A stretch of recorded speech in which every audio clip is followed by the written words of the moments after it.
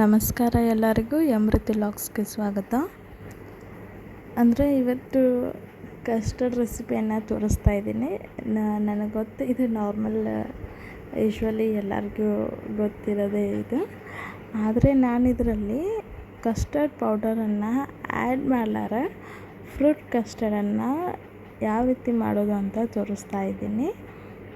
ನಾನಿಲ್ಲಿ ಆ್ಯಪಲ್ ಮತ್ತು ಪೊಮೊಗ್ರನೇಟ್, ಸೇಬು ಹಣ್ಣು ಮತ್ತು ದಾಳಂಬ್ರಿ ಹಣ್ಣನ್ನು ಎರಡೇ ಹಣ್ಣುಗಳನ್ನು ತೊಗೊಂಡಿದ್ದೀನಿ. ಚಾಯ್ಸೇಬಲ್ ಫ್ರೂಟನ್ನು ತೊಗೋಬಹುದು, ಬನಾನೂ ಕೂಡ ಹಾಕೋಬೋದು, 3-4 ಥರ ಫ್ರೂಟ್ಸನ್ನು ಕೂಡ ಕಟ್ ಮಾಡಿ ಹಾಕ್ಕೋಬೋದು.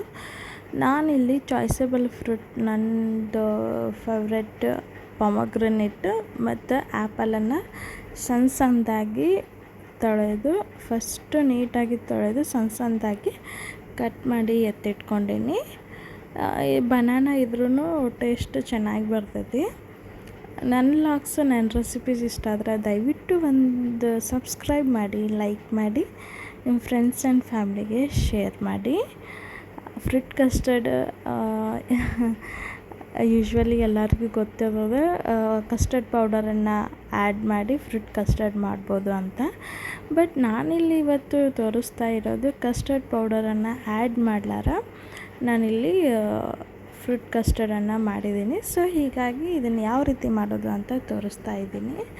ನೀವೇ ನೋಡ್ಬೋದು, ಎಲ್ಲ ಫ್ರೂಟ್ಸನ್ನು ಕಟ್ ಮಾಡಿ ಎತ್ತಿಟ್ಟೆ. ಅದಾದ ನಂತರ ನಾನಿಲ್ಲಿ 1 ಲೀಟರ್ ಹಾಲನ್ನು ಈ ರೀತಿ ಕಾಯಲಿಕ್ಕೆ ಇಟ್ಟಿದ್ದೀನಿ. ಅಂದರೆ ಮುಂಚೆನೇ ಇದು ಒಂದು ಕುದಿಸ್ಕೊಂಡು ಅದಾದ ನಂತರ ಸ್ಟವನ್ನು ಲೋ ಟು ಮೀಡಿಯಮ್ ಫ್ಲೇಮಲ್ಲಿಟ್ಟು ಈ ರೀತಿ ಒಂದು ಸ್ಪೂನ್ ಸಹಾಯದಿಂದ ಈ ರೀತಿ ಮಿಕ್ಸ್ ಮಾಡ್ತಾ ಹೋದೆ. ಅದಾದ ನಂತರ ನಾನಿಲ್ಲಿ 5-6 ಟೇಬಲ್ ಸ್ಪೂನ್ ಸಕ್ಕರೆಯನ್ನು ಆ್ಯಡ್ ಮಾಡಿದೆ. ಸಕ್ಕರೆ ಅಕಾರ್ಡಿಂಗ್ ಟು ಟೇಸ್ಟ್ ಮೇಲೆ ಹೋಗ್ತೈತಿ. ಅದಾದ ನಂತರ ನೀವೇ ನೋಡ್ತಾ ಇರ್ಬೋದು, ಇಲ್ಲಿ ಸ್ಪೆಷಲಾಗಿ ನಾನು ಮಾಡಿರೋದು, ನಾನು ಮಖಾನದಿಂದ ಪೌಡರನ್ನು ರೆಡಿ ಮಾಡ್ಕೊಂಡೀನಿ. ಆ ಮಖಾನ ಪೌಡರಿಂದನೇ ನಾನು ಇದನ್ನು ಫ್ರೂಟ್ ಕಸ್ಟರ್ಡನ್ನು ಮಾಡಿದ್ದೀನಿ. ಅದು ಯಾವ ರೀತಿ ಮಾಡೋದು ಅಂತಂದ್ರೆ, ನಾನು ಫಸ್ಟ್ ಮಖಾನನ ಡ್ರೈ ರೋಸ್ಟ್ ಮಾಡಿಕೊಂಡೆ. ಆಮೇಲೆ ಗೋಡಂಬಿ, ಬಾದಾಮ್ ಎಲ್ಲವನ್ನು ಸರಿಯಾಗಿ ಹುರ್ಕೊಂಡು ಆ ಮಖಾನ ಮತ್ತು ಗೋಡಂಬಿ ಬಾದಾಮನ್ನು ನೀಟಾಗಿ ಮಿಕ್ಸಿ ಮಾಡಿಕೊಂಡ್ರೆ ನಮಗೆ ಮಖಾನದ ಪೌಡರ್ ರೆಡಿ ಆಗುತ್ತೆ. ಅದಾದ ನಂತರ ಆ ಪೌಡರನ್ನು ಒಂದು ಬೌಲಿಗೆ ಟ್ರಾನ್ಸ್ಫರ್ ಮಾಡಿಕೊಂಡೆ. 1-2 ಟೇಬಲ್ ಸ್ಪೂನ್ ಆಗುವಷ್ಟು ಮಖಾನ ಆ್ಯಡ್ ಮಾಡಿದೆ.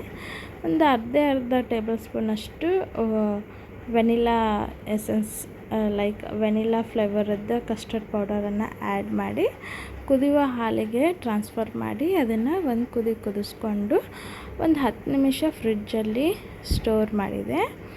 ಅದಾದ ನಂತರ ಒಂದು 10 ನಿಮಿಷ ಆದಮೇಲೆ ನೀವೇ ನೋಡ್ತಾ ಇರ್ಬೋದು ಅದು ಕನ್ಸಿಸ್ಟೆನ್ಸಿ ಎಷ್ಟು ತಿಕ್ಕಾಗಿ ಬಂದಿದೆ ಅಂತ. 15 ನಿಮಿಷ ಆದಮೇಲೆ ನಾನು ಫ್ರಿಡ್ಜಿಂದ ಹೊರಗಡೆ ತೆಗೆದು ಕಟ್ ಮಾಡಿ ಇಟ್ಟಿರುವಂಥ ಹಣ್ಣುಗಳನ್ನು ಒಂದು ಬೌಲಿಗೆ ಟ್ರಾನ್ಸ್ಫರ್ ಮಾಡಿ ನೀವೇ ನೋಡಿ, ಅಷ್ಟು ಗಟ್ಟಿನೂ ಇಲ್ಲ, ಅಷ್ಟು ತೆಳುನೂ ಇಲ್ಲ, ಒಂದು ತಿಕ್ಕ ಕನ್ಸಿಸ್ಟೆನ್ಸಿ ಬಂದೈತಿ. ಅದಾದ ನಂತರ ನಾನು ಡ್ರೈ ಫ್ರೂಟ್ಸನ್ನು ಆ್ಯಡ್ ಮಾಡಿದ್ದೀನಿ. ಇವು ಕೂಡ ನಿಮ್ಮ ಚಾಯ್ಸಬಲ್ ಡ್ರೈ ಫ್ರೂಟ್ಸನ್ನು ಆ್ಯಡ್ ಮಾಡಿಕೊಂಡ್ರೆ ನಮಗೆ ಹೆಲ್ದಿಯಾಗಿರುವಂತಹ ಯುನಿಕ್ ಆಗಿರುವಂತಹ ಮಖಾನ ಫ್ರೂಟ್ ಕಸ್ಟರ್ಡ್ ರೆಡಿಯಾಗಿರ್ತೈತಿ. ನೀವು ಒಂದು ಸಲ ಈ ರೆಸಿಪಿಯನ್ನು ಟ್ರೈ ಮಾಡಿ ನೋಡಿ. ಏನಿಲ್ಲ, ಇದಕ್ಕೆ ಮಖಾನದ ಪೌಡರನ್ನು ಆ್ಯಡ್ ಮಾಡಿದ್ದೀನಿ. ಒಂದು ಸಲ ನೀವು ಕೂಡ ಟ್ರೈ ಮಾಡಿ ನೋಡಿ, ಯಾವ ರೀತಿ ಬಂತು ಅಂತ ಕಮೆಂಟ್ ಮಾಡಿ. Thank you. ಬಾಯ್.